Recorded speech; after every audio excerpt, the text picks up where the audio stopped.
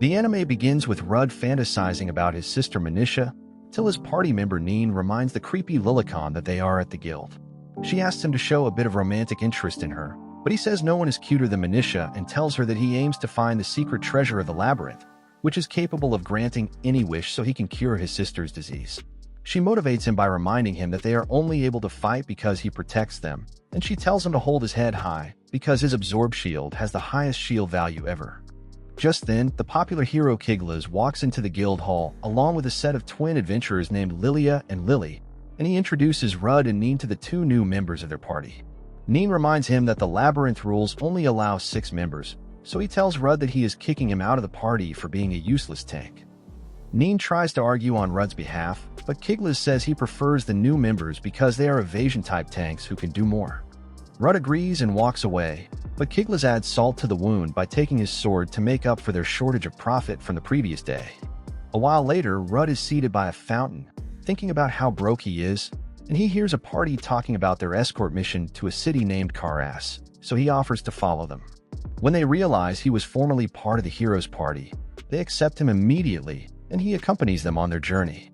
During the trip, Rudd stops their carriage when they hear a noise because he thinks bandits are about to attack, but it turns out to be a strange girl who has a magic crystal on her chest. Just then, a monster called a forest snake appears, and the party starts panicking because they know it has deadly venom, but Rudd uses a rage-baiting skill to grab its attention. The snake blasts him with its venom, but Rudd blocks until it throws him into a nearby tree. When he gets back up, he tells the party members to attack the snake while he blocks it with his shield, and when they follow this plan, the monster retaliates with a cannonball attack. However, Rudd blocks the attack, allowing the adventurers to defeat the forest snake with a spam of magical attacks, and Rudd tells them to carve up the snake while he checks on the girl. The girl tells him she does not have anywhere to go, so he offers to take her to Avansha with him, and she agrees. The next day, Rudd drops off the client, and the adventurers offer him a chance to join their guild, but he declines because his personal mission is to find a treasure to cure his sister. As Rudd walks along with the girl, he introduces himself to her, and she says she does not have a name, so he names her Luna. When they are camping that evening, some wolves try to attack Luna, but she easily takes them down using kung fu moves, and this makes Rudd realize that she is an illegally created homunculus. When he asks what skill she has, she says she has a skill named Identify. Rudd is shocked because the Identify skill is so rare that she is the only one in the world who possesses it at that time, and he asks her to identify his skills. She calls out his tank skills, which he is already aware of, and adds that he has a skill called Life Conversion, which enables him to convert the absorb shield he has depleted into strength. He realizes that it is an offensive skill, and then Luna reveals that he has another skill called Shield of Sacrifice, which allows him to take the damage of others. Rudd realizes that he has been taking the damage of his former party without even realizing it, and he thanks Luna for her help. The next day, they arrive at Avansha. Luna notices that Avansha is a tranquil town, and Rudd says it is a nice place despite the fact that there is not much in the area. As they walk ahead, a red-haired girl suddenly hugs Rudd and asks how long he is staying this time. Another female friend of Rudd's, who is dressed up as a Dungeons & Dragons character, shows up and drags the redhead away from Rudd. He says it is good to see them again and asks what they are doing there, so the redhead says she is there to buy a hammer while the other girl, named Fee, is on patrol. Fee says she went to check on Manisha and found out that she is doing pretty well. Rudd thanks her and says he does not have to worry about Manisha when he goes on missions because the whole town is looking after her. He then introduces Luna to them, and the redhead introduces herself to Luna as the blacksmith's poster girl named Milena. Fee introduces herself as the sub-leader of the town watch, and she immediately hides behind her helmet, so Rudd explains that she is shy. When Rudd and Luna arrive at his home, he tells her to stay quiet because Manisha could still be sleeping, but then he catches the scent of the 5-star meals which she has prepared.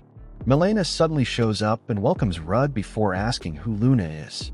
The bird brain immediately goes into simp mode, and he introduces Luna to her before informing her that she will be staying with him for the meantime. Manisha introduces herself to Luna and tells her to feel at home at their place before inviting them to have dinner. She puts on an apron as she prepares to make a second serving for them, but Rudd says she should not strain herself since she is still weak. However, Manisha says she will be fine because she is feeling good that day, and Rudd suggests they cook together. Manisha agrees, and Luna asks Rudd about Manisha's jumpy hair, so he explains that the hair moves according to her emotions. Rudd asks Manisha if it is because of her skill that she knew he was coming home, and Manisha says yes before reminding him that he is meant to be helping her with meal prep. When a meal is ready, Luna holds the spoon in an abnormal way as she chows down, and when Mana asks her about it, she apologizes and says she has only used a spoon a handful of times. After remembering how she used to fumble using a spoon during her slave days, Luna gets teary-eyed and promises them that she will get it better next time. However, Manisha tells her there is no need to apologize and shows her the proper way of using a spoon before promising to teach her everything she does not know. Luna thanks her with a warm smile on her face, and they spend the next couple of days teaching her how to do basic household stuff. One morning, Luna unlocks her cooking skills as she prepares a feast for breakfast, and the Airhead siblings are amazed, so she explains that she simply made all the things that Manisha taught her over the past 3 days. When Rudd and Manisha taste it, they find it delicious, and Rudd is impressed by the fact that Luna is able to master every life skill in a short amount of time. He wonders if that is how quickly homunculi learn, and Manisha suggests they show Luna around town that day, because the weather is nice. Manisha brings a blue dress and offers to help Luna change into it, but Luna says she will change into it herself while running off with it.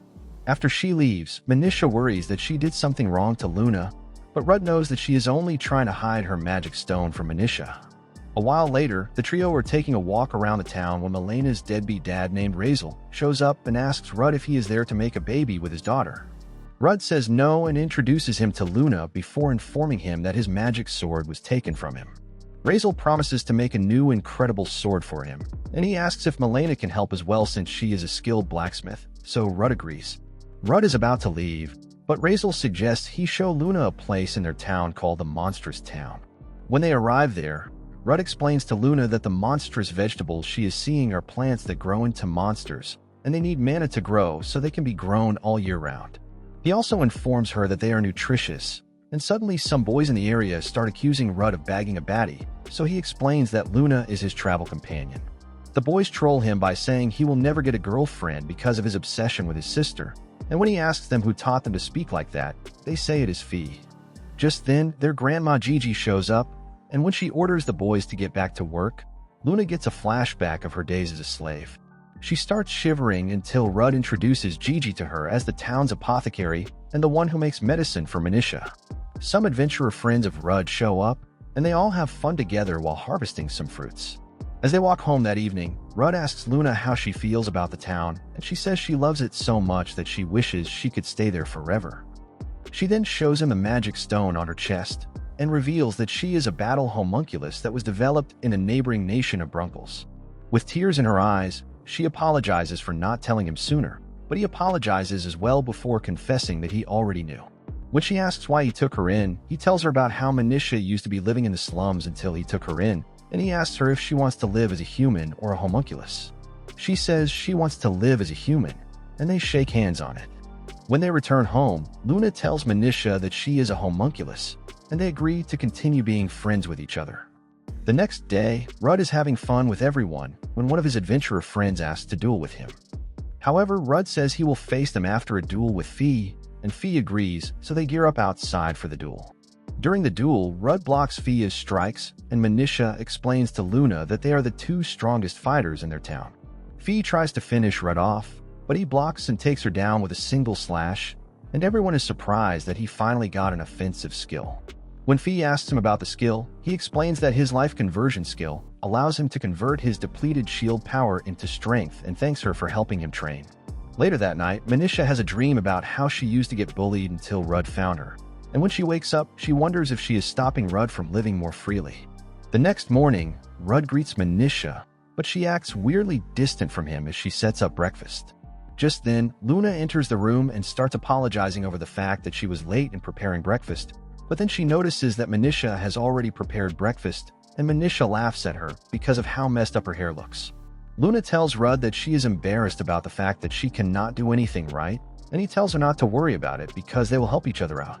She then brings up the fact that Rudd and Manisha are knowledgeable and asks them who taught them everything they knew, so Rudd reveals that he learned through an apprenticeship.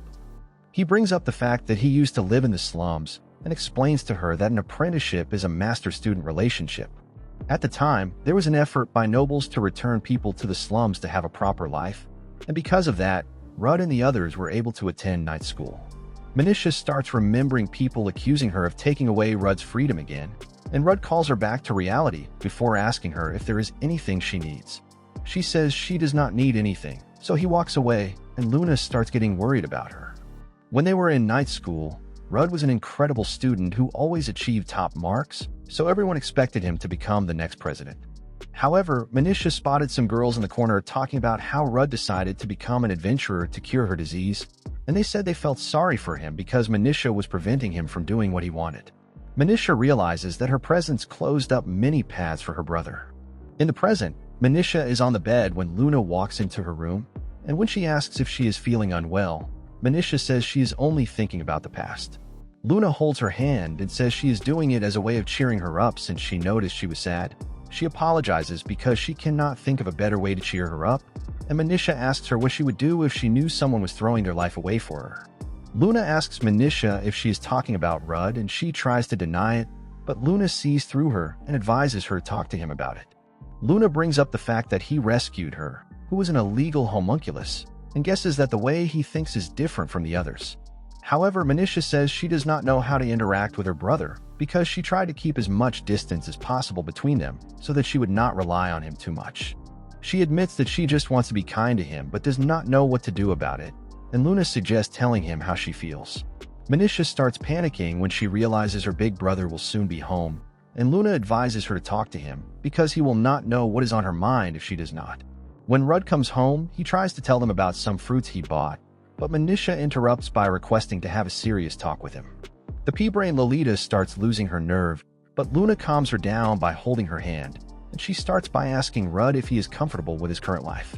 Rudd says he is, and she wonders why he is saying that because she knows he would be happier if he chose another path instead. Manisha then asks why he saved her when she was abandoned, and Rudd says it was because she once saved him. This confuses Manisha, so he brings up how when they were younger, the people in the town used to treat him like a boogeyman because he was huge and ugly. However, Manisha never acted like she was scared of him, and this made him happy every time. Rudd says although he initially had doubts about living with her, he's sure he made the right choice because he loves the time he spends with her. These heartfelt words make Manisha cry, and she apologizes for assuming he was unhappy with their current living situation.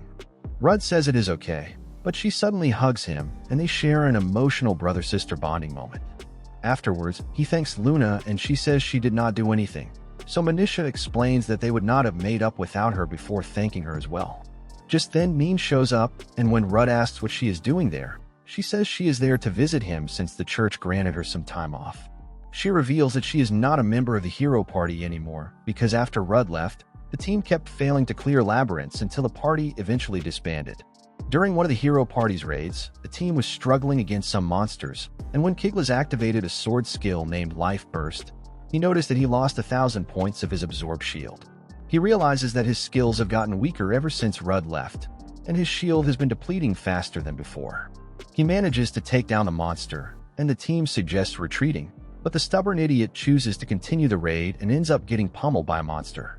He starts to panic like the sorry loser that he is until the rest of the party members grab him and run away. In the hospital, Kiglas starts blaming the party members for his own failures, so Neen sets him straight by pointing out that he is a reckless fool who is only looking strong because of the boost which Rudd gave him when he was around, and afterwards, everyone leave the party. In the present, Neen apologizes because she had no idea he was carrying them on the battlefield for so long, and Rudd apologizes as well for not realizing his skills earlier. Neen says she will be staying in Avancia for a bit, and Manisha tells her she can stay with him, but Rudd tells her Neen is a duke's daughter. However, Neen agrees to stay with him, so Rudd shows her to her room. Just then, Fee shows up and tells Rudd about a monster which is attacking the orchard. When they arrive there, they see a huge black wolf, and Neen expels its dark aura with her magic. The monster swats Fia's dad Vwild away like a fly, and Rudd tanks one of its attacks before telling everyone about his shield of sacrifice ability. Hearing this, the guards charge in without fear of getting hurt, and they beat the monster so badly that it starts running away until Luna stops it with a stone wall. Rudd annihilates the beast by hitting it with the full force of his life conversion skill, and Vwild thanks him for helping them beat the monster without any casualties. Some days later, Rudd is reading the paper and suddenly Manisha makes the Virgin's non-existent brain melt by sitting on his lap. She asks him to read the paper to her, and he tries to remind her that she can read and write but ends up folding when he sees her cute face. He sees in the news that a labyrinth has popped up in Avancia, and he remembers a few days ago when someone told him that a labyrinth appearing nearby would revitalize the area. Manisha tells Rudd that Neen said she did not like Kiglas because he made fun of him, and Rudd blushes while telling her that Neen has a lot of personal feelings on that matter. Manisha is surprised that Rudd is aware of Nin's feelings for him, and she asks if he is pretending not to notice because of her illness. Rudd explains to her that because he is a weak loser, he ends up getting clingy anytime he gets into a romantic relationship and prevents him from raiding labyrinths. Manisha assures him that he will be fine and tells him not to stop caring for her, even when he finds happiness with someone. A while later, everyone gathers in the forest and Fee informs them that they are called there in order to take down a monster called a Chameleon King, which was spotted in the area recently. She explains that chameleon kings are monsters that inhabit an area far to the south, and says it is hard to believe that one made it all the way to Avancia without being seen. Fee then says they need to investigate the reason for its appearance, and subdue it as well before instructing them to inform the guards if they find the entrance to the labyrinth which the chameleon king came out of. Neen asks Rudd about his new sword, so he tells her that he contracted the skilled blacksmithing duo of Razel and Milena to make it for him and polish his shield as well. He also informs her that his sword has an enchant skill, and when Luna asks what enchant means, he explains that different elements can be used to change the magic stone's mana, thereby enchanting the weapon. He decides to give them a bit of a demonstration, and he explains that he can use magic of all elements but not well enough to be useful for attacks. He channels a little flame ball he creates into the mana stone, and this makes the sword transform into a powerful sword, and he explains that it can be used to target a monster's weaknesses. An ugly adventurer on the squad tells Rudd that the sword is wasted on him since he is an F rank, and Rudd identifies him as a C rank adventurer. The pompous idiot tells Rudd to go home and Luna is ready to bounce on him, but Rudd tells her to calm down and says he prefers to be underestimated than overestimated. However, Luna says she does not like seeing him get mocked, and Neen tells him that people are only underrating him because he refuses to update his rank despite being strong enough to be named a knight by a saint like herself. This shocks the C rank idiot, so Neen informs him that Rudd refused her offer to raise his rank, and when he asks Rudd why, he explains that he does not want to raise his rank too much because he knows the guild would summon him if he did. Just then, the Chameleon King attacks them, and Fee blocks its heavy punches with her sword before pushing it back. Neen is surprised by this, so Rudd tells her that Fee is better than the average adventurer before charging in to face the monster. Using his provoke skill, he makes the monster direct all its attacks at him while he blocks with his shield, and this allows the others to spam it with attacks of their own. However, Rudd noticed that something was wrong because the Chameleon King was acting exactly like a tank, and just then, two more Chameleon Kings jumped out of some trees. One of them punched a knight to the floor before Rudd ran in front of them, and Fee started to lose her nerve, so Rudd reminded her that she was the leader. He told her to find a way through their situation, so she announced that they were going to reorganize. Using the provoke skill, Rudd made all three attack him at once, and Fee told everyone else to get into position. Rudd blocked the attacks of one of the monsters, and Luna slashed it from behind with a wind spell. This created an opening for the C-ranker and his team to overwhelm it with attacks. When the second Chameleon King attacked Rudd, he remembered that fire was the creature's weakness, so he attacked it with his flaming sword, allowing Fee to land a finishing blow. The last Chameleon King tried to attack Rudd, but he blocked its blows and the girls blasted it with their best magic spells, allowing Rudd to finish it off. After the battle, the C-ranker apologized to Rudd, and the monsters suddenly vaporized, leaving magic stones on the ground. Rudd realized that they were dying just like monsters in a labyrinth, and Neen showed Rudd that there was a labyrinth in the area. That evening, the townspeople celebrated the fact that a labyrinth had appeared because it would help the town develop and reduce the population decline. During the party, Neen explained to Luna that monsters escaped labyrinths when they were not defeated, and Rudd told her about how clans were organizations of multiple parties that were recognized as the nation's protectors like knights. Some days later, Rudd met up with Neen while patrolling the town, and they were surprised by how many adventurers showed up in town. Meanwhile, A-rank adventurers named Boo and Gary were about to start fighting in town, but Rudd stopped them and told them to leave with their clans. They tried to attack Rudd, but he and Milena scared them so badly that they apologized instead. Both clans tried to recruit Rudd, but he rejected their offers, and a guard informed him that Vwild was looking for him. A while later, Vwild informed him that the ruler asked him to form a clan which would have Rudd as the leader since it was what the people wanted, but Rudd declined because he wanted to live a quiet life with Manisha. Vwild then presented him with a second option, which was to destroy the Avancia labyrinth, and Rudd was shocked because he knew it would halt the town's development. Vwild told him he did not have to make his decision immediately, and afterwards Luna told Rudd that Manisha was in critical condition. When he rushed home, he saw Manisha resting on the bed, and he asked Luna and Neen to help him destroy the Avancia labyrinth. However, Luna suggested they form the clan and that she would act as the leader in his place so that he could go on his side quests. Neen offered to join his clan as well, and Manisha told him to prioritize protecting the town instead of her. Hearing this, Rudd decided that he would protect the town as well as Manisha, and he asked the girls for their help in doing so. The next day, Rudd and the girls were on their way to meet the team that was raiding the Avancia labyrinth, and Rudd felt bothered by the fact that his old party members were part of the group. When they arrived at the meeting spot, Lilia and Lily introduced themselves, and another member of the team named Sugar introduced himself as a church knight before inviting them inside to discuss the details. When he opened the curtain, they saw Kiglas seated in a corner, and Neen immediately went to confront him, but Rudd stopped her. He asked Kiglas to explain himself, and Kiglas said the group encountered a sentient guardian the previous day.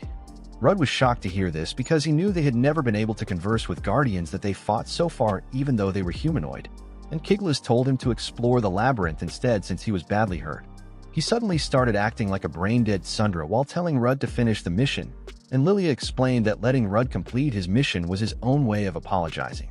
Rudd agreed to take on the mission, and as he walked away with the group, Kiglas apologized for everything before telling him not to get killed.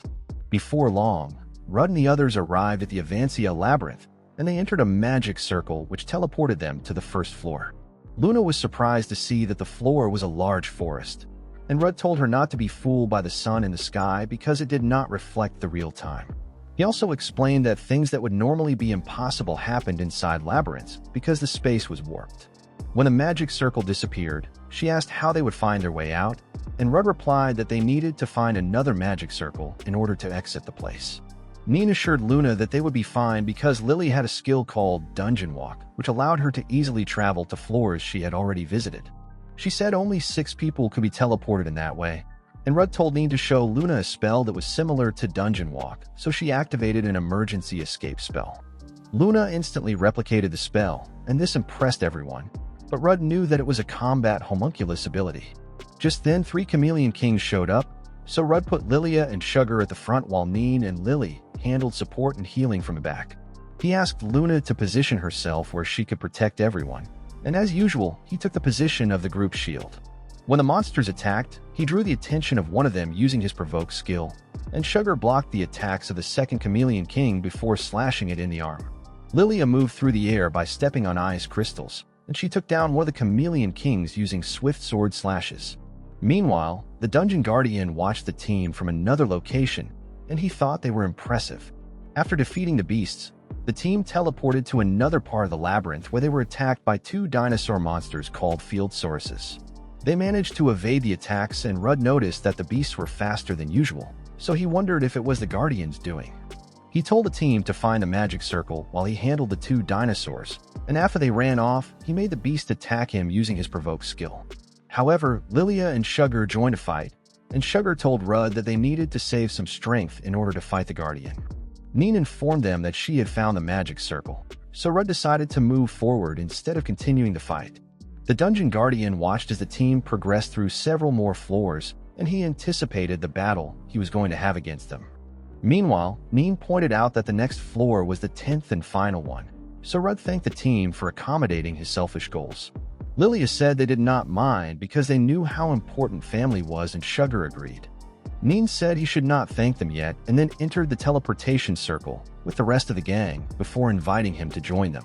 Rudd entered the circle, and they all got transported to the final floor, where the Guardian arrived and praised them for their skills before introducing himself as Marius. Rudd said he heard the Guardian was previously found on the 5th floor, so Marius explained that he decided to wait on the 10th floor so he would not have to hold back against their powerful group. He then attacked Rudd, but Rudd blocked with his shield, and the force of Marius's attack was so powerful that it felt like his arms were about to be ripped off. When Marius pulled back, Rudd said he wanted to talk, but Marius ignored him while preparing a powerful move. Rudd realized that Marius was not playing around, so he told the team they would negotiate after the fight.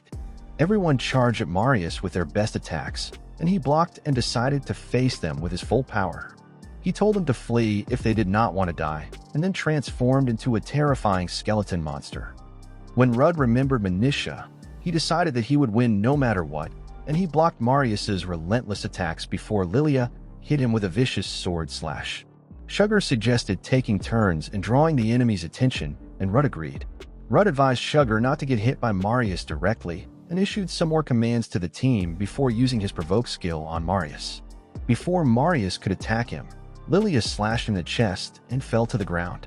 Luna tried to check on her, but Neen told her they needed to remain in their position so they could support the rest of the team. Rudd noticed that Marius's attacks were slowing down, so he tried to ambush him from behind, but before he could land the attack, Marius hurled his sword at him. Fortunately, Luna blocked the sword using light magic, and this allowed Rudd to blast Marius with his life conversion skill. However, Marius survived the blast, and Rudd realized that it would only take one more life conversion attack to end him since the previous attack was effective. Just then, Marius blasted them with rocks and Rudd shielded them, but Lilia suddenly collapsed. Marius sent Sugar flying with a critical hit, and when Rudd noticed how hurt he was, he told the team to retreat. However, the gang said they would not back down, and Rudd held back Marius while Lily and Lilia did a fusion to become Lillian. The team attacked Marius relentlessly, and this allowed Rudd to end the battle with a massive life conversion blast.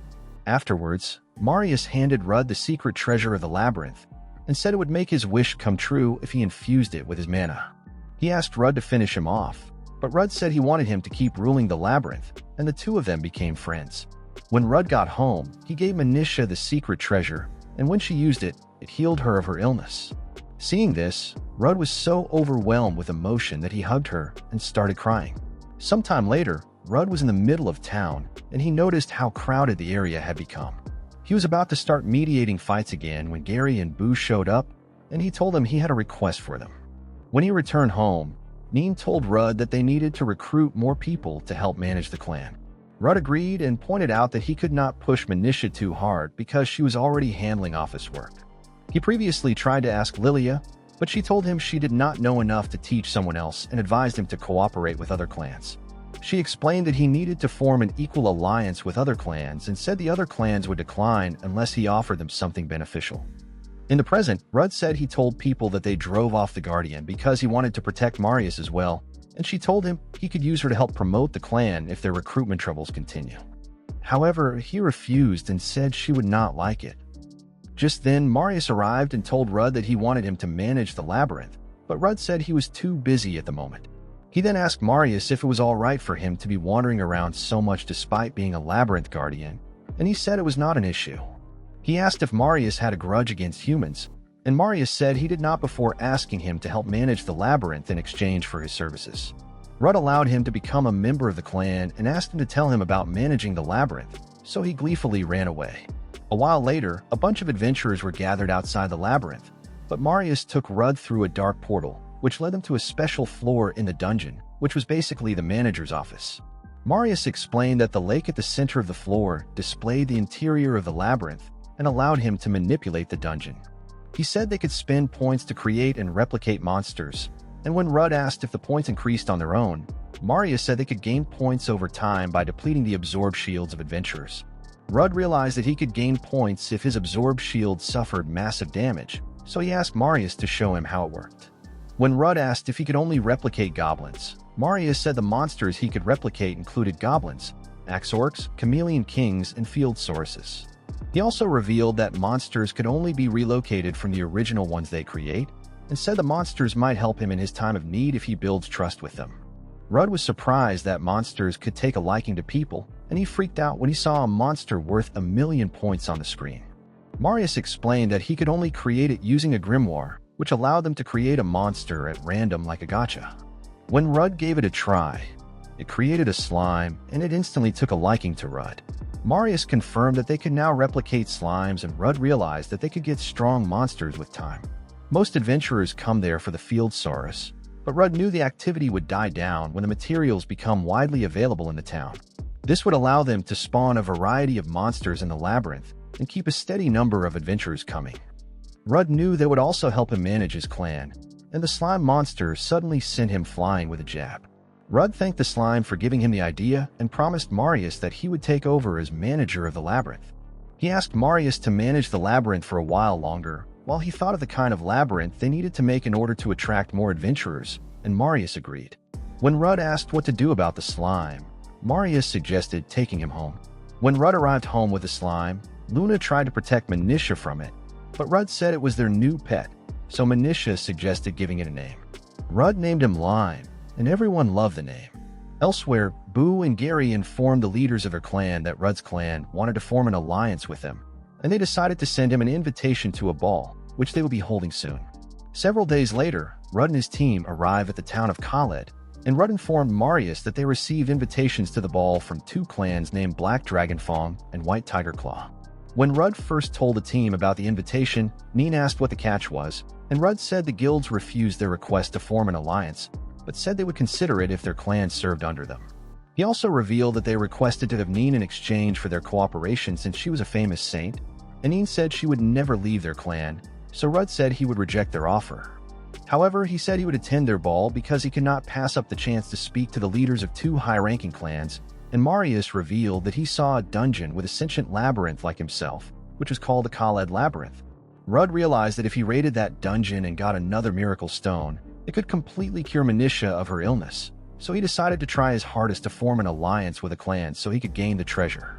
That evening, the squad dressed in their party clothes and went into the ballroom. While they were there, they feasted on some elite meals until the sub-leader of the Black Dragon Claw, Ike, took the stage alongside the sub-leader of the White Tiger Claw, Cynthia. They invited Neen to the stage as a special guest, but Rudd accompanied her there to complain that they were ignoring the fact that she was in his clan. When they asked Rudd who he was, he introduced himself to them as the leader of Nin's clan, and Ike revealed that he was the one who told Kiglas to kick him out of the heroes' party. Ike trash-talked Rudd and offered Neen a spot in his clan. Cynthia tried to ask for Neen as well, but Rudd said he would not let them have her and revealed that he came there to form an alliance.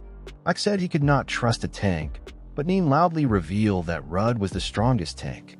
Rudd then grabbed the mic and announced that his clan would conquer the Khaled Labyrinth, which not even their top clans could raid. Just then, the leader of the Black Dragon Fang clan, named Gosh, showed up and shook hands with Rudd. Rudd could tell from the handshake that he was incredibly powerful, and Gosh said he would form an alliance with him if he could clear the labyrinth. He handed the mic to the White Tiger Claw leader, Little, who also agreed to align with Rudd if he could clear the labyrinth. After the ball, Neen thanked Rudd for protecting her, and Rudd decided that he would clear the Khaled Labyrinth no matter what. Afterwards, he met up with Lily, who dragged him into a room and looked as though she was ready to make all his dreams come true. She asked him to help her tie the strings in the back of her dress, which had come loose, so he fulfilled her request. When he finished, she thanked him and said she wanted to surprise her sister with some tea. Rudd was about to start heading back, but Lily stopped him and said she needed to ask him something. She said she was impressed by how he boldly stated his intentions at the ball, because she was too weak to tell anyone what she wanted to do. When Rudd asked what she wanted to do, she said she wanted to learn to support herself and explained that she never had to worry about anything when her sister was around. She had been a fool since her early years who always made mistakes, but Lilia protected her, and because of this, she saw her as a perfect girl who was capable of anything.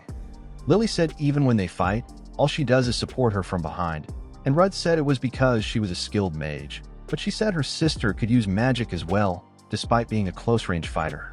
She also revealed that Lilia was always the primary personality when they fuse, and said she had never fought by herself before. She once again told Rudd that she wanted to learn to take care of herself, and Rudd realized that she found it hard to tell Lilia she wanted to be more independent because of how close they were. Like a true king, he told her she could cause him all the trouble she wanted, and she literally started jumping as she expressed how excited she was to ask for his help again. However, she tripped, and when Lilia walked into the room, she saw them in a strange position. Rudd tried to explain that it was an accident, but Lilia angrily demanded that he come to the roof with her. When they got there, he thought he was about to be pushed off, but Lilia said it was fine because she knew he would never do anything to hurt someone's precious sister. She confessed that she was only half pretending in the room to get him up there, and asked if she had ever told him about their origin. Rudd said she once mentioned that their parents abandoned them, but she clarified that they actually ran away from their abusive parents. Their father was especially cruel, which was why Lily struggled to have a normal conversation with a man. Lilia said her goal was to someday take Lily to a place where she could truly be happy, and she had decided to keep her safe until then. Rudd was happy because her words showed that they truly loved each other, and he brought up how Lily called Lilia perfect.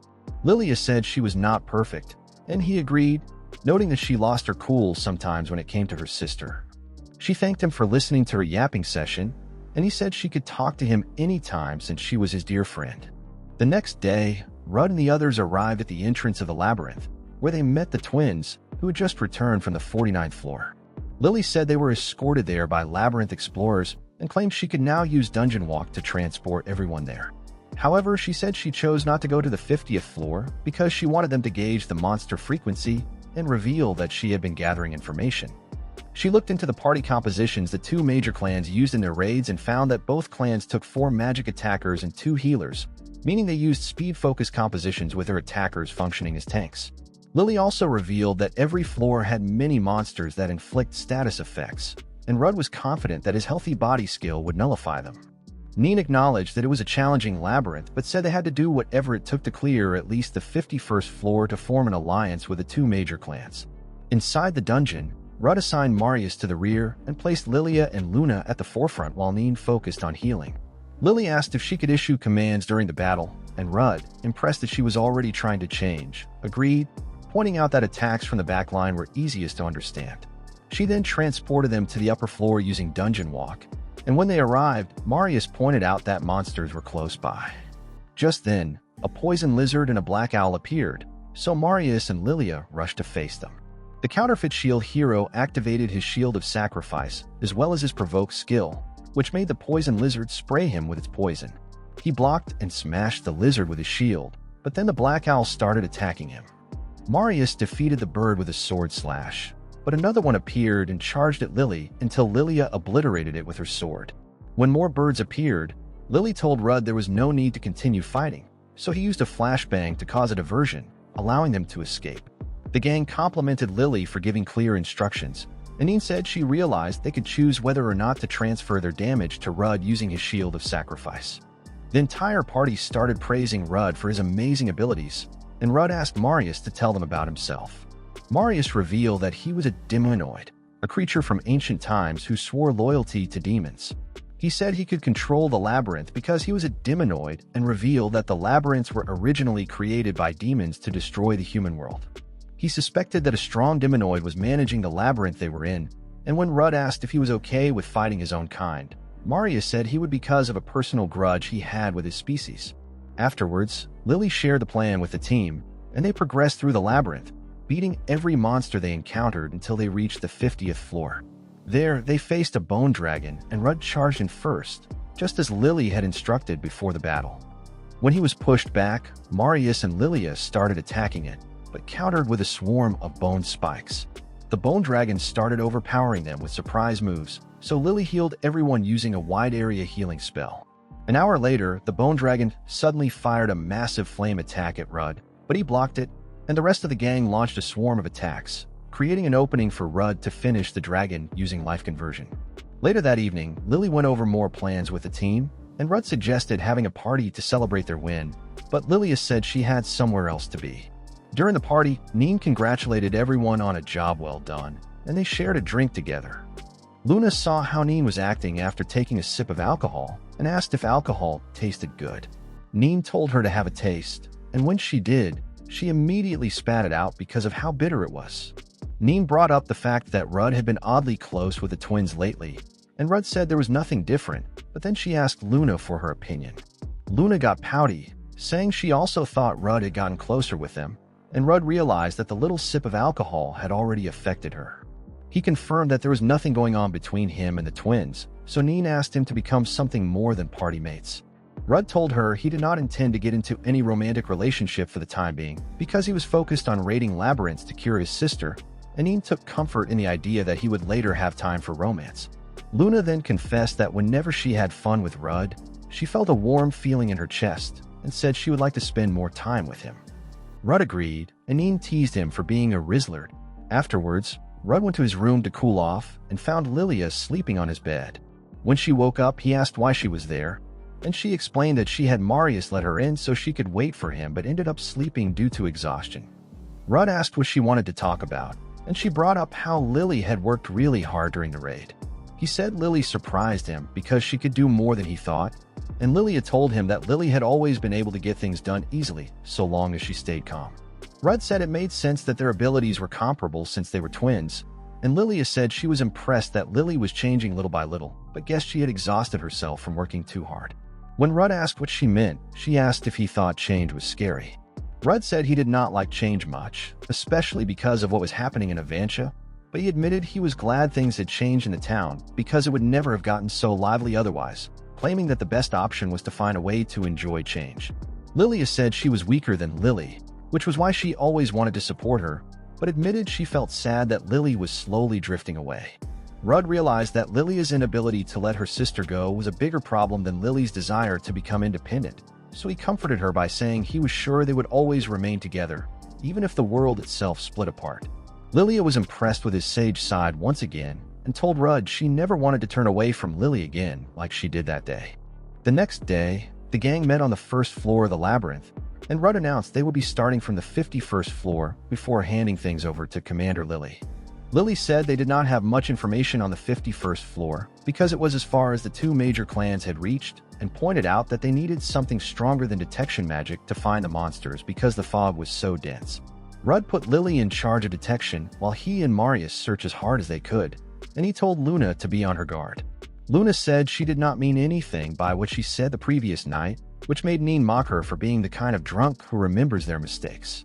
Afterwards, Lily used Dungeon Walk to transport them to the 51st floor, and when they arrived, they noticed the dense fog was interfering with their detection magic, so Rudd asked Luna to clear it using wind magic. Luna attempted to do so, but it had no effect, and Marius explained they could not clear it because the fog was magical. Rudd then used his monster sensing ability, and when he detected a beast nearby, he used his provoke skill to bait the monster into blasting him with water magic. Suddenly, muddy hands started grabbing everyone, and Luna managed to push the monsters back. After sensing more monsters, Rudd instructed everyone to run in a particular direction, and when they did, he was attacked by monsters called Sahajins. He blocked their attacks, and Marius arrived to aid him. Everyone learned to detect the monster's mana as Marius suggested, allowing them to defeat the Sahajins. Afterwards, Rudd gathered the materials from the Sahajins, and the team feasted on Saj and barbecue.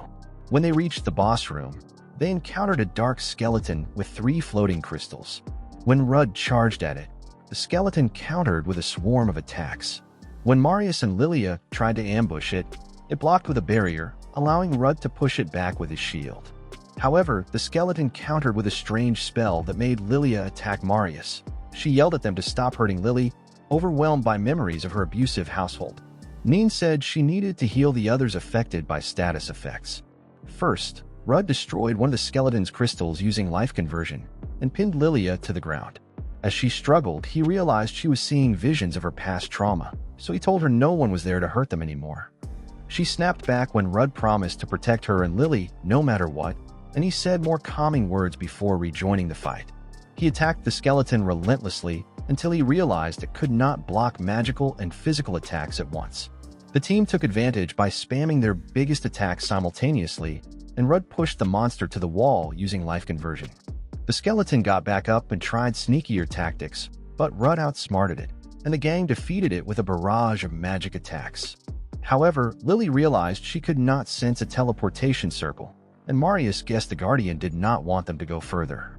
Rudd suggested leaving, but just then a lady appeared behind him and bit his neck. More dark skeletons appeared, but the lady destroyed them all with a single attack, making Marius realize she was a Demon King. Rudd wondered if the Demon Queen was the Labyrinth Guardian, and she suddenly activated an ability called Evil Eye, creating a tidal wave of mana that overwhelmed Rudd's team, but Rudd knew it would take more to stop them. The Demon Queen was surprised they were not afflicted with status effects, and complained that divine skills were a nuisance. Rudd asked if she was the Guardian, and she confirmed it before asking if they were afraid. He said he was not because she was adorable, and she laughed, appreciating the compliment. However, Marius informed him the Demon Queen had lived for over 3 centuries, and she yelled at him to shut up while blasting him with wind attacks. She called Marius a failure of a Demon King, but Rudd blocked her attacks, telling her not to attack his friend. The Demon Queen said the failure had aligned himself with humans, but Marius said he was only acting out of hatred for Demon Kings. She told him to stay out of the way as he was merely cannon fodder, but Rudd said she was dealing with the entire team.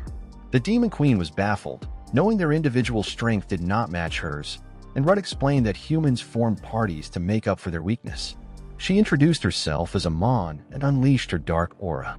Rudd charged with his Shield of Sacrifice, blocking her tornado attack, and used his Provoke skill to draw her attacks while Marius and Lilia charged in. She kicked both swordsmen away, and Luna and Lily blasted her with flames, but she deflected them with a whirlwind. Rudd told Neen that even with his Provoke skill, she did not direct all her attacks at him, and Amon bragged about their worthless attacks, so Rudd charged again.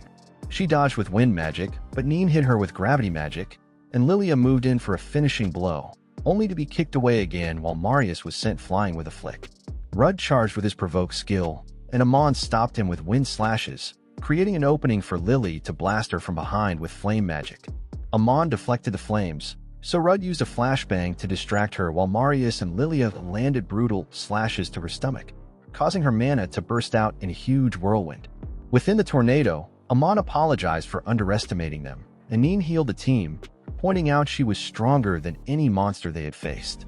However, everyone expressed motivation to keep fighting, and Rudd decided they would all attack at once when the storm vanished. Just then, Amon transformed into a giant wolf, which Rudd identified as a Fenrir, and he asked Marius if he could transform too, but Marius said doing so would make him attack both friend and foe. Rudd evaded a slash from Amon and blocked several claw strikes with his shield while Marius and Lilia slashed her from both sides, but their attacks did no damage because her fur was as hard as armor, and she overwhelmed them with claw attacks until Luna and Marius blasted her with a rain of flame blasts, though they did little damage. When she charged again, Rudd noticed her attacks had gotten stronger. Just then, Marius cut Amon's arm open with a sword slash and apologized for taking too long to build power, but Rudd said it was perfect because he cut through her armor, and Amon attacked again. Rudd managed to block, and Lilia used a dual-wielding sword skill she learned from Kirito to brutally slash Amon's head. Amon tried to run, but Lilia stopped her by stabbing her in the back and landing 2 more solid hits. Rudd activated his Provoke skill, making Amon charge at him. As he blocked her claw, he observed her movements had slowed, but she suddenly attacked with more vicious wind magic. Marius tried to slash her again, but the wind pushed him back, and Rudd realized the stone on her forehead activated a powerful wind barrier. Lilia instructed Neen to cast a dispelling spell while everyone else attacked at once, so she began chanting while the team charged. Rudd was slowly overwhelmed by Amon's wind, but stood strong until Neen dispelled the barrier.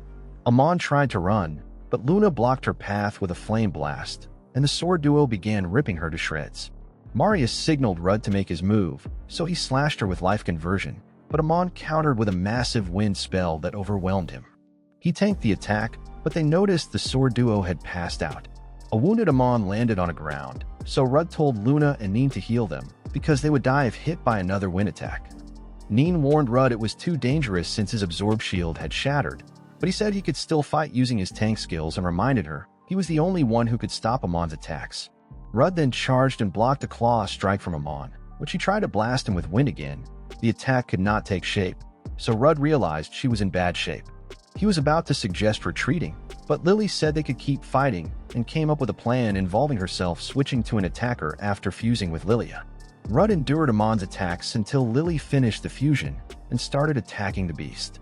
She struggled to use the fusion body, so Rudd covered her, advising her to fight as she usually does. When Amon attacked again, Rudd managed to block by harnessing all his mana, allowing Lily to defeat Amon with a powerful magic slash. After the battle, Amon handed Rudd a miracle stone, and he asked about the Demon King's goals before asking her to join his team to fight them, which she agreed to do. Much later, Rudd announced his team had cleared the labyrinth, and the clans finally agreed to form an alliance with him. On the way home, Lily thanked Rudd for helping during the fight and kissed him on the cheek before passing out. When they returned to Avansha, Manisha used the magic stone to heal herself further and thanked Amon for helping before offering her a chance to stay. Some days later, Manisha read requests from the townspeople and asked Rudd to look through the rest before leaving with Lime. After she left, Rudd picked up the stack of requests, and he was glad that the 2 major clans agreed to align with them, but he was worried that the town's growth had come with major issues. Just then, Neen showed up and took Rudd to a room where an injured girl they found on the street was getting healed by Luna, and she revealed to them that the girl was a homunculus. The girl suddenly woke up and begged Luna to help her save her friends who were attacked in the woods near their town. Neen and Rudd agreed to go, and Luna offered to join them, but Rudd said she needed to stay there to tend to the girl instead. As they rushed through the forest, Rudd realized that the path ahead led to the labyrinth, and he wondered how monsters got out of it when he was handling its management. They arrived at a spot where they saw two groups of homunculi fighting each other, and Neen pointed out that one of the groups was forced into the fight. She also noted that the defenders had emotions like the girl they met earlier, so Rudd blocked the attack of an aggressive homunculus and introduced himself as an adventurer from Avancia. Another homunculus joined in the attack, and he tried to get them to listen to him, but they kept attacking. He shoved them away and explained to the good homunculus that her friend came to seek their help, but the girl ignored him and started fighting her opponents again. Rudd noticed that she was an equal match for her opponent, and when another homunculus tried to ambush her, he blocked the attack while asking the girl if she was a friend of the homunculus they met. The girl said yes and revealed that the group that was attacking them were combat homunculi from Brunkles, and Rudd remembered that Brunkles was the same town that Luna fled from. He asked Neen to heal the good homunculi group, so she cast a powerful healing spell on them while Amon watched from above. Rudd asked the girl if the combat homunculi had emotions, and she replied that they did not before revealing that they were sent to kill her group. Rudd realized that they had to be defeated, and it pained him because he felt they could have been given a proper life like Luna, but then Amon suddenly appeared behind him. She told Rudd that the combat homunculi were basically dolls, and Rudd knew she was trying to be considerate of his feelings despite her cold words. When they attacked again, Rudd blocked them off with his shield and slashed off the arm of one of them. However, they charged at him again, so he destroyed them by slashing their mana crystals. When Neen finished healing the good homunculi group, Rudd told them that their friend was at their clan house and asked them if they would follow him there. From their haggard appearance, he could tell they lived miserable lives, and he suspected that they hated humans. The green-haired homunculus bluntly stated that she did not like humans, but she asked to follow them because she and her friend had nowhere to go. When he took them to the clan house, Manisha served them some food, and Neen told Rudd that he would have to speak with the bailiff at the manor house since he was housing homunculi from Brunkles. She also noted that they would not have been able to keep them safe because the news would definitely reach the higher-ups as well, and the townsfolk would get wary of them. Rudd pointed out that Avancia's bailiff was friendly and said he was sure he would hear them out. Just then, one of the homunculi thanked them for saving her group and introduced herself as Flair before asking if they were heading to meet the town leader. They said yes, so Flair offered to tag along with them because it would be faster if one of her kind spoke with him directly about what was happening in Brunkles. Rudd said he might be wary of her, so Flair suggested they bind her hands and feet before promising to tell them everything she knew. Rudd did not want to bind her hands and feet, so he held her hand as they walked through town and ignored the whisperings of the townsfolk. When they explained everything to the town ruler, he said he already suspected that homunculi were being created in Brunkles, but was surprised by the harsh treatment they were getting. Rudd told him that the homunculus group had nowhere else to go and asked him to let them stay in the town so they could provide the manpower they lack. The ruler agreed, and he asked Flair if she had any idea why the technology used in making homunculi was so oddly advanced, and she said it was due to a demon king named Greed who showed up in Brunkles 20 years ago. He said he would pass on the information she just shared with the state and assured her that Avancia would provide her with protection. On their way back home, Rudd asked Flair about the green-haired homunculus, and Flair revealed that she was a fairly strong commander named Mina.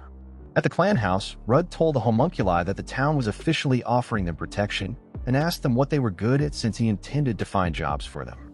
They started to panic because they did not want to work for humans again, but Rudd calmed them down by saying they would be working under fair conditions. Manisha then suggested they task the homunculus group with building public baths, and Rudd agreed that it was a great idea. After she left, Neen told Rudd that she had noticed that Luna was acting unusually close to the other homunculi. A while later, Rudd met up with Luna and asked her why she was spending all her time with the homunculi, and she said it was because she considered herself lucky that he took her in. She admitted that she had not told them she was a homunculus yet because she feared that telling someone would cause trouble for him. However, she said she wanted to tell people when everyone in the town accepted the homunculi, and Rudd comforted her with a head pat. On his way back home, Amon ambushed him by pressing her melons on his face and told him she was giving the homunculi magic lessons. When he asked about Greed, she said he was mass-producing homunculi just to pass time since demon kings were immortal, She said the other reason for Greed's experiment was because he aimed to create the ultimate power, which she described as the power which Rudd had. Rudd said he could not forgive Greed for his inhumane actions, and he asked her if Greed was in a labyrinth, so she warned him that his powers could turn him into a monster if he used it too much. She also said he could become a demon king if he uses his power right, and Rudd said he had no interest in becoming a demon king. As he walked away, his body started emitting a dark aura, and he heard a voice which told him to destroy something. Several weeks later, the homunculi had made significant progress in the construction of public baths, and the people in the town started giving them food and gifts to acknowledge their efforts. Meanwhile, Rudd had been doing some mana training in the Avancia labyrinth because he knew there was a possibility that the Demon King Greed would try to destroy him for possessing ultimate power. After destroying some monsters, he went to the management floor of the labyrinth where he saw Neen playing with a pet named Bavern, which he pulled from the monster gacha machine, and Maria said she was lucky because it was a monster worth 70,000 points. Lily pulled a devil fairy named Lufair, and they both thanked Rudd for letting them use his points to create adorable partners for themselves. Neen said being a labyrinth manager was amazing because of how much the monsters loved Rudd, but Maria said the beasts never acted fond of him in the same way. A couple days later, Rudd announced that the public baths were now officially open, and some of the townsfolk doubted if the baths were safe since they were built by homunculi, but the adventurers were impressed by how amazing it looked. Rudd said the adventurers would be the first to test the facility and walked in to have his bath. When the girls arrived at the women's bath, Lily said she was impressed by how great it looked, and Lilia immediately started washing her hair. Neen told Manisha that she wanted to wash her hair as well because washing with a friend was something she always wanted to do. Manisha agreed and took off her towel, but Amon interrupted by asking who would wash her.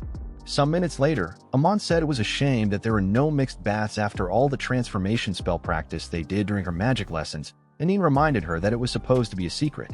Manisha asked what transformation magic they would use for mixed bathing, and Amon said Neen would use hers to make her milk factories bigger. However, Neen appeared behind her and threatened to pack her meals full of all the vegetables she hated if she did not stop talking. Amon freaked out and accused her of being jealous over the fact that she had the largest pair of melons among all of Rudd's close lady friends. Hearing this, the twins held her arms while Neen played around with Amon's water balloons, and Lily eventually grabbed the cushions as well. Manisha laughed and said it was nice that she was getting to have fun with everyone, and Lily assured her that she would be able to do it even more over time. They heard some noise coming from the men's bath, and it turned out to be the doofus adventurers begging Rudd to let them peep into the women's bath. Rudd said he would never let them see Manisha in her natural form, and he spotted Marius climbing the wall, so he asked him why he was trying to peep. Marius said he did not care about peeping, but he just loved the thrilling sensation. The adventurers started yapping about how they wanted to see the girls' plots until Rudd tackled them down, and in the process of appealing to him, one of the shameless gooners said he wanted to have a glimpse of Nin's washboard chest. Hearing this, Nin got so angry that she prepared to blast them, and Rudd told the idiots to use their imaginations because all the other girls had roughly the same size of melons. After the bath, Rudd met up with Flair and told her about how much fun he had in the resort. When some townspeople asked if there was anything dangerous there, he said it was fine, and the other adventurers were also happy about their experience. Just then, Mina showed up and bowed her head while asking the people to try out the resort, so they agreed to go in. When the girls came out, Rudd asked them about their experience. Anine said she enjoyed the bath but did not enjoy getting trolled by the men in the men's bath. Sometime later, the people thanked Mina and the others for their service, and Rudd thanked Mina as well for meeting him halfway. Just then, a random idiot informed Rudd that a large horde of monsters was marching towards Avancia, and the guild issued an urgent request to all adventurers because the guard could not handle the monsters themselves. At the clan house, Rudd announced to the adventurers that the horde of monsters was over 150 in number, but assured them that they would be fine because they were fighting alongside the overpowered fighters who clear the Khaled labyrinth. He also informed them that they would be paid a hefty sum for every monster they slay, and they all agreed to partake in the mission. However, Marius said he had a bad feeling about it, and Amon informed Rudd that a new powerful labyrinth had appeared in the area. She revealed that monsters were being cloned inside the labyrinth, which meant that more monsters could show up in the town, and everyone offered to help Rudd solve this monster problem. A while later, the monsters arrived at the town gate, and the knights started taking them down with arrows and magic blasts. However, the monsters started clapping back with magic blasts of their own, so Rudd and the gang charged in to face them. They ripped through a bunch of goblins, and the rest of the soldiers fought as well until they completely destroyed the monsters. Just then, a second wave of monsters appeared, And this time they were accompanied by chameleon kings and field sauruses, so the adventurers started to panic. However, the chameleon kings and field sauruses started attacking the enemy monsters because they were actually copies of the Avancia labyrinth monsters, which Rudd tasked Bavern and Lufair with creating. Rudd charged in again and defeated the second group of monsters with the help of his monster companions. Afterwards, Rudd decided that they needed to conquer the newly formed labyrinth in order to stop the monster attacks, and Amon informed him that the new labyrinth belonged to Greed. This made Rudd even more motivated, and when he told Amon of his intentions to capture Greed alive, she gave him some special shackles which could suppress a demon lord's abilities. Marius was hyped to conquer the labyrinth, but Rudd said the team for the raid was himself and the girls with the addition of Mina. Marius argued that he wanted to fight, but Rudd told him that he was the only one he trusted to lead the adventurers in his absence, so he agreed to stay back. Afterwards, Rudd and the girls went inside the new labyrinth, and they were confused by the fact that it was completely empty. Just then, a portal opened and out of it came Greed. Greed introduced himself to them, and Rudd instantly demanded that he surrender, but Greed said he would never do that. Rudd informed him that they had defeated all the monsters he sent into town, but Greed showed him through a screen that there were still thousands of new monsters marching towards the city. Rudd was stunned, but he put on his poker face while telling Greed that it was impossible to conquer Avancia with the forces he prepared. However, Greed said it was not impossible because he had unlimited points which he could use in summoning the monsters, and Rudd boldly claimed that they would defeat him and destroy the labyrinth before that happens. Greed then pointed out that Luna and Mina were homunculi, and Neen was surprised. So Luna opened up her magic crystal and admitted that she was a homunculus. He asked her to return to his side, but Luna pointed her sword at him while saying that her only master was Rudd. Neen asked Luna and Rudd why they did not tell her, and Luna tried to explain, but the girls walked in front of her while Neen cheerfully told her to explain herself later. Greed then transformed into his monster form and attacked Rudd. Rudd blocked with his shield, but noticed that his attacks felt heavy and he managed to push the demon scum away. Lilia tried to attack, but Greed dodged her slash, and Rudd tried to warn Mina to stay away from Greed, but he grabbed her sword and punched her to the ground. When Rudd went to check on her, she told him not to worry about her and swore to protect the homunculi. She told him she would be willing to die to defeat Greed, so Rudd told her to stay out of the battle because he did not want anyone to die. She argued that her life was worthless since she was a homunculus, but Rudd told her not to throw her life away. Greed tried to blast them both to hell, but the mages blocked using a magic shield, and Rudd successfully rage-baited Greed into attacking him using his provoke skill. After he blocked the attack, Lilia and Mina charged at Greed and he tried to blast them away, but Luna nullified his magic, allowing them both to land critical hits on him. Greed fell to the ground and Rudd immediately put the Demon King's sealing handcuffs on him. On the outskirts of the town, the two evasive tanks which Kiglas earlier recruited were fighting against a horde of monsters, and when an orc tried to kill one of them, Kiglas arrived just in time to save them using a life burst attack. She was surprised to see him, and Kiglas said he was happy to see that they were doing fine. Meanwhile, Marius unleashed a powerful magic slash which destroyed an entire group of the monsters at once, and Sugar asked Amon to help them fight, but she said she wanted to take a nap instead. However, he grabbed the donut she was eating and reminded her that Manisha promised to reward her efforts with more sweet donuts. Hearing this, the lazy dragon queen finally joined the fight, and she unleashed a light spell, which initially looked goofy but ended up annihilating all of the monsters in front of her. Back at the labyrinth, Rudd decided to take Greed back into town with him, but when he approached him, he saw a magic crystal in Greed's chest.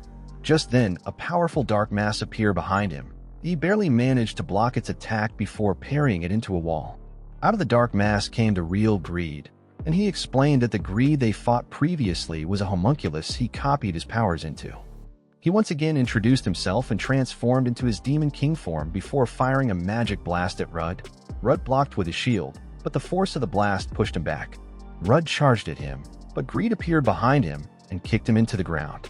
Greed tried to attack again, but Neen protected Rudd with a rain of light magic blasts, and the twins did their fusion before charging at the Demon King.